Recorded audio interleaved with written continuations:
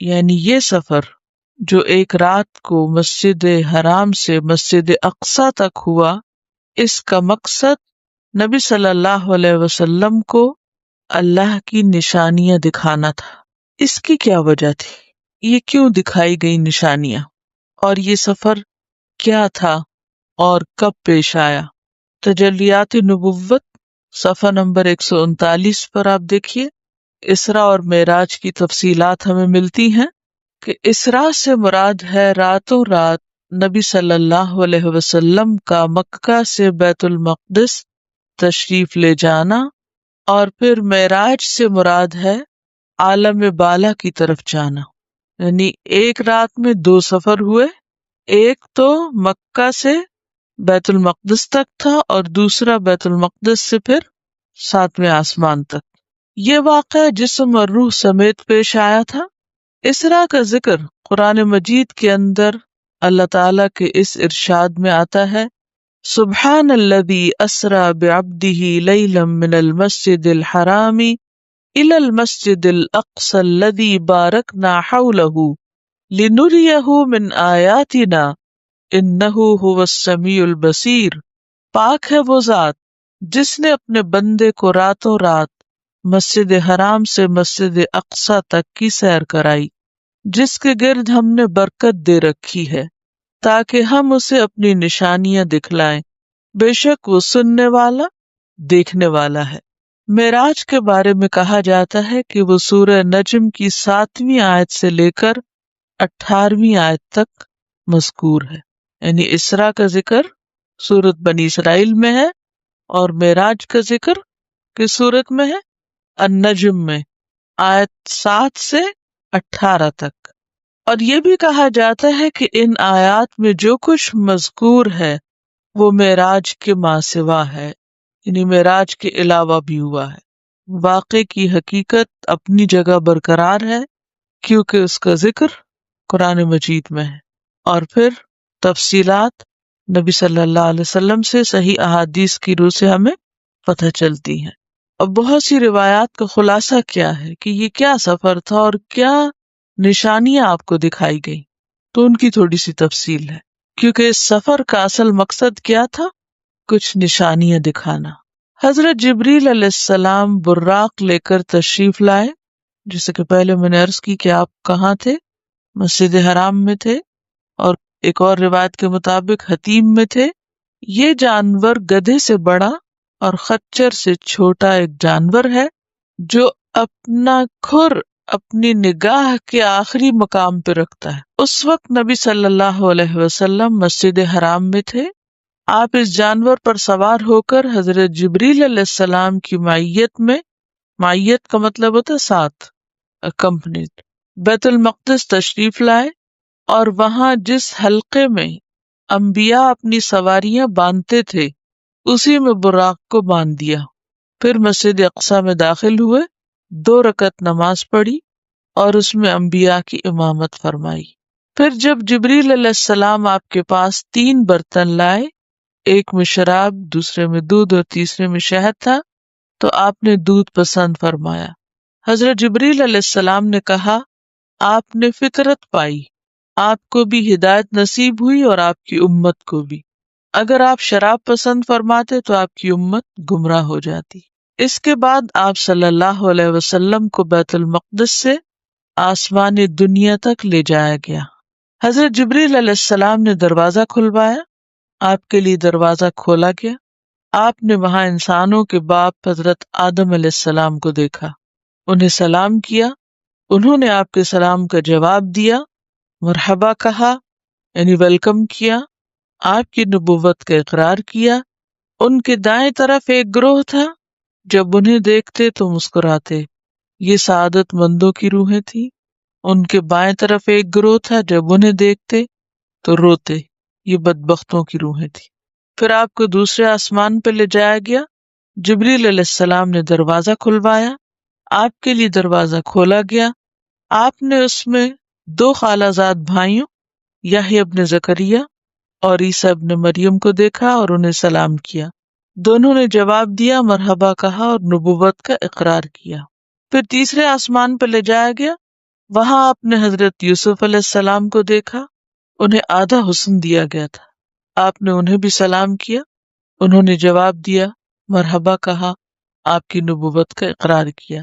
پھر آپ کو چوتھے آسمان پہ لے جایا گیا، وہاں حضرت ادریس علیہ السلام کو دیکھا، انہیں سلام کیا، انہوں نے جواب دیا، مرحبا کہا اور آپ کی نبوت کا اقرار کیا۔ پھر پانچویں آسمان پہ لے جایا گیا، وہاں ہارون علیہ السلام کو دیکھا، انہیں سلام کیا، انہوں نے سلام کا جواب دیا، مرحبا کہا اور نبوت کا اقرار کیا۔ پھر آپ کو چھٹے آسمان پہ لے جایا گیا، وہاں موسیٰ ابن عمران علیہ السلام سے ملاقات ہوئی، آپ نے انہیں سلام کیا، انہوں نے جواب دیا، مرحبا کہا اور آپ کی نبوت کا اقرار کیا۔ پھر جب آپ وہاں سے آگے بڑھے تو وہ رونے لگے، ان سے کہا گیا کہ آپ کیوں رو رہے ہیں؟ انہوں نے کہا، میں اس لیے رو رہا ہوں کہ ایک جوان میرے بعد مبعوث کیا گیا، اس کی امت میری امت سے زیادہ تعداد میں جنت کے اندر داخل ہوگی۔ اس کے بعد ساتویں آسمان پہ لے جایا گیا، وہاں آپ کی ملاقات حضرت ابراہیم علیہ السلام سے ہوئی، آپ نے انہیں سلام کیا، انہوں نے جواب دیا، مرحبا کہا اور آپ کی نبوت کا اقرار کیا۔ وہ اپنی پشت بیت المعمور سے لگائے ہوئے تھے، جس میں روزانہ 70,000 فرشتے داخل ہوتے ہیں اور دوبارہ ان کے پلٹنے کی باری نہیں آتی۔ پھر آپ کو سدرۃ المنتہا تک لے جایا گیا، اس کے پتے ہاتھی کے کان جیسے تھے اور پھل بڑے کونڈوں یا ٹھیلوں جیسے۔ پھر اس پر سونے کے پتنگے چھا گئے اور اللہ کے حکم سے جو کچھ چھانا تھا چھا گیا۔ اس سے وہ سدرہ بیری کا درخت تبدیل ہو کر اتنا خوبصورت ہو گیا کہ اللہ کی کوئی مخلوق اس کا حسن بیان کرنے کی تاب نہیں رکھتی۔ پھر آپ کو اللہ سبحانہ وتعالی کے حضور لے جایا گیا اور آپ اتنے قریب ہوئے کہ 2 کمانوں کے برابر یا اس سے کم فاصلہ رہ گیا۔ اس وقت اللہ نے اپنے بندے پر کچھ وحی فرمائی، جو کچھ وحی فرمائی، جیسے کہ سورۃ النجم میں آتا ہے، اوحا الی عبدہ ما اوحا۔ پھر آپ پر اور آپ کی امت پر دن اور رات میں 50 وقت کی نمازیں فرض کی۔ پھر آپ موسیٰ علیہ السلام کے قریب سے گزرے تو انہوں نے پوچھا، آپ کے رب نے آپ کو کس بات کا حکم دیا؟ فرمایا 50 نمازوں کا۔ انہوں نے کہا، آپ کی امت اس کی طاقت نہیں رکھتی، اپنے رب کے پاس واپس جائیے اور اس سے تخفیف کا سوال کیجیے۔ آپ نے جبریل علیہ السلام کی طرف دیکھا، انہوں نے اشارہ کیا، ہاں اگر آپ چاہیں۔ چنانچہ آپ واپس ہوئے، اللہ تعالیٰ نے 10 نمازیں کم کر دی۔ پھر موسیٰ علیہ السلام کے پاس سے گزرے تو انہوں نے پھر پوچھا، آپ نے بتایا تو انہوں نے پھر تخفیف کے سوال کا مشورہ دیا۔ یوں حضرت موسیٰ اور اللہ سبحانہ وتعالیٰ کے درمیان آپ کی آمد و رفت جاری رہی، یہاں تک کہ اللہ نے 5 نمازیں کر دی۔ اس کے بعد آپ پھر حضرت موسیٰ کے پاس سے گزرے تو انہوں نے پھر جا کر تخفیف کے سوال کا مشورہ دیا اور کہا کہ میں نے اس سے کم پر بنی اسرائیل کو بلایا، لیکن وہ اس کی ادائیگی سے قاصر رہے اور اسے چھوڑ دیا۔ آپ نے فرمایا، مجھے اپنے رب سے شرم آ رہی ہے، میں اسی پہ راضی ہوں اور سر تسلیم خم کرتا ہوں۔ پھر جب آپ مزید کچھ دور تشریف لے گئے تو ندا آئی کہ میں نے اپنا فریضہ نافذ کر دیا اور اپنے بندوں سے تخفیف کر دی، وہ 5 نمازیں اور ثواب میں 50 کے برابر ہیں، میرے نزدیک بات بدلی نہیں جاتی۔ پھر اسی رات نبی صلی اللہ علیہ وسلم مکہ واپس تشریف لائے۔ جب صبح ہوئی اور آپ نے قوم کو ان بڑی بڑی نشانیوں کی خبر دی جو اللہ تعالیٰ نے آپ کو دکھائی تھی، یہ وہ نشانیاں جو آسمانوں پہ آپ نے دیکھی تھی، تو قوم کی تکذیب اور اذیت میں اور شدت آ گئی۔ کسی نے تالیاں بجائیں، کسی نے تعجب سے اپنے سر پہ ہاتھ رکھ لیا۔ کچھ لوگ حضرت ابوبکر کے پاس دوڑے آئے اور انہیں خبر دی۔ انہوں نے کہا، اگر آپ نے یہ بات کہی ہے تو سچ کہی ہے۔ لوگوں نے کہا، آپ بھی ان کی تصدیق کرتے ہیں؟ انہوں نے کہا، میں تو اس سے بھی دور کی بات پر آپ کی تصدیق کرتا ہوں کہ آسمان سے صبح یا شام جو خبر آتی ہے میں اسے بھی سچا مانتا ہوں۔ اس پر آپ کا لقب صدیق پڑ گیا۔ پھر کفار نے اٹھ کر آپ کا امتحان لیا، پوچھا کہ آپ بیت المقدس کے اوصاف بیان کریں، یعنی ڈسکرائب کریں کہ کیسا ہے وہ۔ آپ نے اس سے پہلے بیت المقدس نہ دیکھا تھا اور نہ جانتے تھے، اور نہ اس رات کی نشانی ضبط کی، یعنی آپ نے وہ اتنا غور سے نہیں دیکھا تھا کہ آپ بتا سکیں، لیکن اللہ تعالیٰ نے آپ کے لیے روشن کر دیا اور آپ اس کی نشانیاں بتاتے گئے، یعنی سامنے لا دیا گیا۔ آپ نے ایک ایک دروازہ اور ایک ایک جگہ بتائی، اور وہ آپ کی کوئی تردید نہ کر سکے، بلکہ یہ کہا کہ جہاں تک اوصاف کا تعلق ہے تو آپ نے بالکل ٹھیک ٹھیک بیان کیے ہیں۔ انہوں نے اپنے قافلے کے متعلق بھی سوال کیا جو ملک شام سے آ رہا تھا۔ آپ نے اس قافلے کے اونٹوں کی تعداد، قافلے کے احوال، اس کے پہنچنے کا وقت، اور جو اونٹ آگے آگے آ رہا تھا ان سب کی خبر دی، اور جیسے آپ نے بتایا تھا ویسا ہی ہوا۔ لیکن ان ظالموں نے کفر پر ہی اصرار کیا۔ اسراء کی صبح حضرت جبریل تشریف لائے اور رسول اللہ صلی اللہ علیہ وسلم کو 5 نمازوں کی کیفیت اور ان کے اوقات سکھائے، اور اس کی تفصیل بھی اسی صورت میں آئے گی۔ اس سے پہلے نماز صرف 2 رکعت صبح اور 2 رکعت شام تھی۔ اس سے پہلے نماز کیا تھی؟ 2 رکعت صبح اور 2 رکعت شام، لیکن اس کے بعد پھر 5 وقت کی نمازیں اور وہ حدیث جبریل جس میں وہ اوقات آتے ہیں وہ سکھائے۔ ٹھیک ہے۔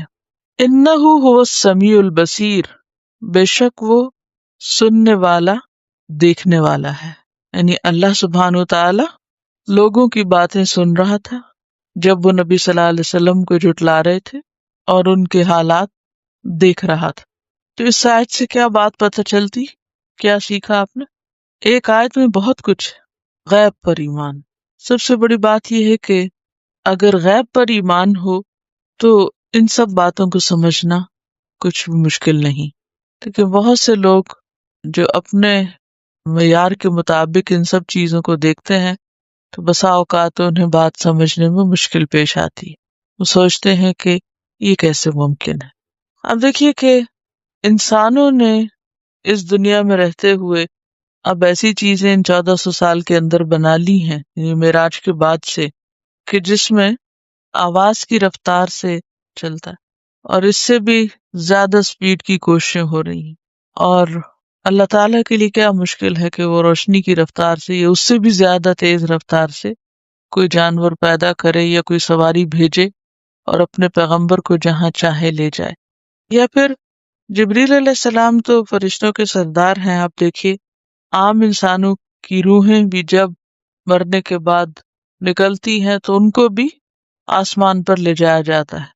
تو اگر ایک عام انسان کی روح لے جائی جا سکتی ہے تو اللہ تعالیٰ کے لیے یہ کیا مشکل ہے کہ وہ جبریل علیہ السلام کے ذریعے اپنے بندے محمد صلی اللہ علیہ وسلم کو روح اور جسم دونوں سمیت اوپر لے جائے۔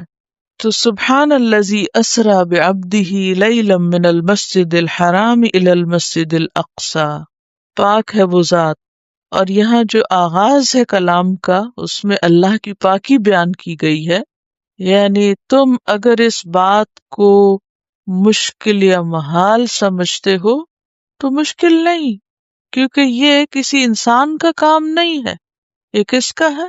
اللہ تعالی کا ہے، جو ہر کمزوری اور ہر نقص سے پاک ہے۔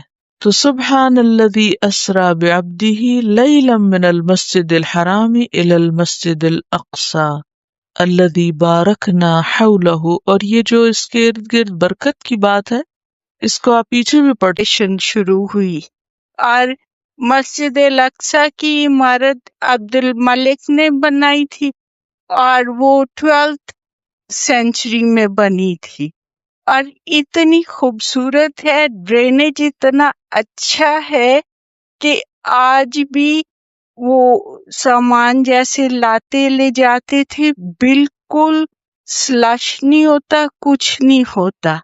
اور مسجد کی جو کمپاؤنڈ ہے اس کے اوپر وہ جو اللہ اکبر کہنے والی وہ چیزیں ہوتی ہے، کیا آتا ہے جو اب ہم کہیں نہیں دیکھتے، وہ اس مسجد میں نظر آتی ہیں۔